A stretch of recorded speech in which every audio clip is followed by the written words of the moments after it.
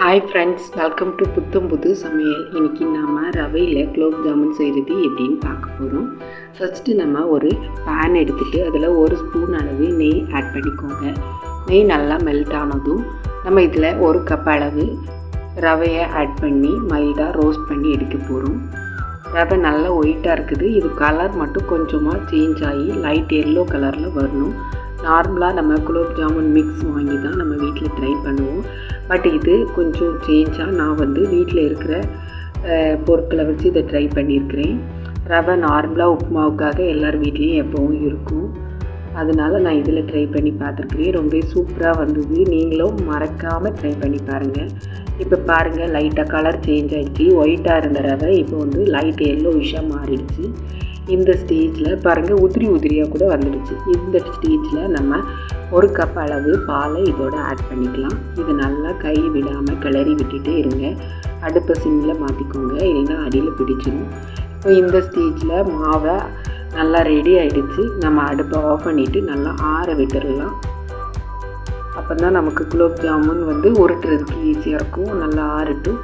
அதுக்குள்ளாடி நம்ம பாகை ரெடி பண்ணிக்கலாம். இப்போ ஒரு பாத்திரம் எடுத்துக்கோங்க. அதில் ஒரு கப் அளவு சுகர் ஆட் பண்ணிக்கலாம். அதோட 2 ஏலக்காவையும் ஆட் பண்ணிக்கோங்க ஃப்ளேவருக்காக.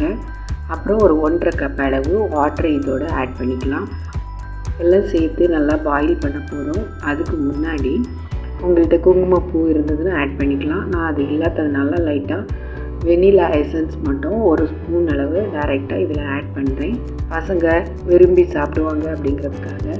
இப்போ பாருங்கள், சுகர்லாம் வாட்டரோட சேர்த்து நல்லா மெல்ட் ஆகிடுச்சு, மிங்கிள் ஆகி இருக்குது. இந்த ஸ்டேஜில் நம்ம ஹை ஃப்ளேமில் மாற்றிட்டு நல்லா கொதிக்க விட்டு 5 நிமிஷம் வச்சுட்டு அடுப்பை ஆஃப் பண்ணிடலாம்.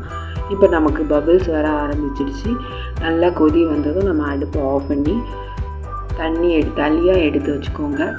சேம் டைம் நம்ம ஃப்ரை பண்ண குலோப் ஜாமுன்ஸை லைட்டாக இது சூடு இருக்கும்போதே நம்ம இதில் போட்டுடலாம்.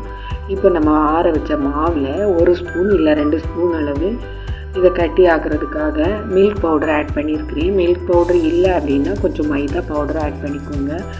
ஆக்சுவலாக நம்ம பால் ரவையை விட்டு மிக்ஸ் பண்ணது கொஞ்சம் லூஸாக இருக்கும். அதோடு சேர்த்து இதை மிக்ஸ் பண்ணும்போது டேஸ்ட்டும் குலோப் ஜாமுன் டேஸ்ட்டு அப்படியே கிடைக்கும் நமக்கு. இல்லை ஒரு பிஞ்ச் அளவு சோடா உப்பும் அப்புறமா நார்மல் சால்ட்டும் நம்ம இதில் ஆட் பண்ணிக்கலாம், டேஸ்ட்டுக்காகவும் சாஃப்டாக வர்றதுக்காகவும். இப்போ எல்லாம் சேர்த்து நல்லா பிசைஞ்சு விடுங்க. சப்பாத்தி மாவு மாதிரி அழுத்தியெல்லாம் நம்ம பிசைய வேண்டாம். எல்லாம் சேர்த்து மிக்ஸ் பண்ணணும், அவ்வளோதான். கொஞ்சம் லூஸாகவே இருக்கட்டு. ரொம்ப டைட்டாக இருந்தால் சாஃப்டாக வராது. கொஞ்சம் லூஸாக இருக்கிற ஸ்டேஜ்லேயே நம்ம இதை பிசைகிறத நிறுத்திடலாம்.